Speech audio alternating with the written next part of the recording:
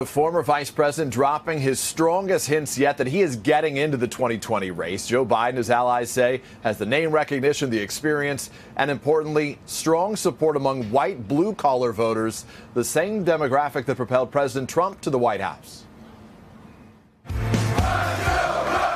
Ready to run? Former Vice President Joe Biden certainly sounds like it, cheered on by members of the Firefighters Union.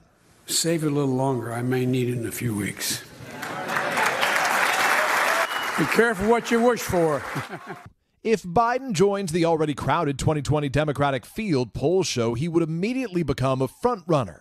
At back-to-back events test driving the message he could carry into the campaign, lamenting how Americans now seem to be at each other's throats. Mean pettiness has overtaken our politics. And casting President Trump as out of touch with the country's values.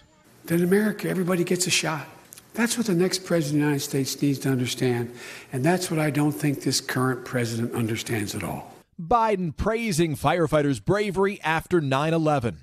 It sent a signal to the world, you can knock us down, but you can never beat us. Never, never, never beat us.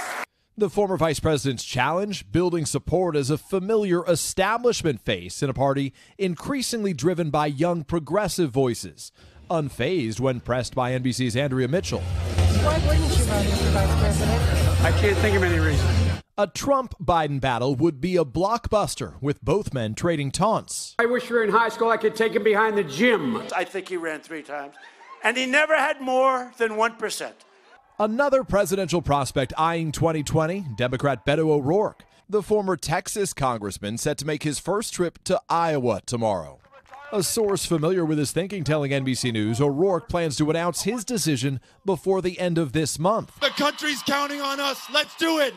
After recently facing off against the president with dueling rallies along the border in his home of El Paso. O'Rourke has certainly sounded like he's leaning toward a White House bid. Why else, observers say, would a former Texas congressman go to Iowa this weekend to campaign for an unknown state Senate candidate?